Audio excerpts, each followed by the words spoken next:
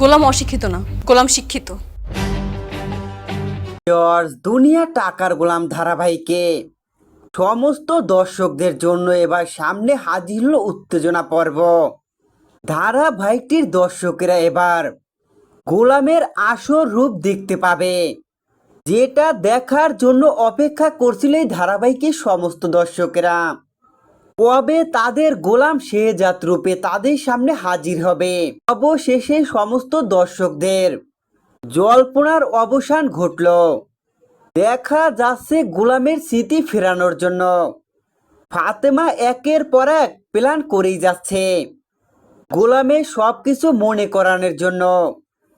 ডাক্তারের কথা মতো সবকিছু করছে, এমনকি ওষুধ খাওয়াচ্ছে। দেখা যায় এক পর্যায়ে ফাতেমা গোলামের স্মৃতি ফেরাতে সক্ষম হয়, কিন্তু গোলামের স্মৃতি ফিরে এলে ঋতুকে ভুলে যায় গোলাম। গোলাম তার পুরনো স্মৃতি ফিরে পেয়ে গোলাম রূপে ঋতুর সাথে তার বিয়ের সমস্ত কিছু ভুলে যায়। শেহজাদ চৌধুরী চিনতে পারছে না ঋতুকে।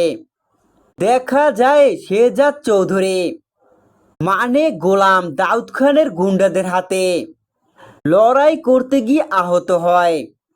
সেখানেই শেহজাদ চৌধুরীর জামা ছিঁড়ে যায়, কিন্তু সেখানে ঋতু ছুটে এলে ঋতুকে চিনতে পারে না গোলাম।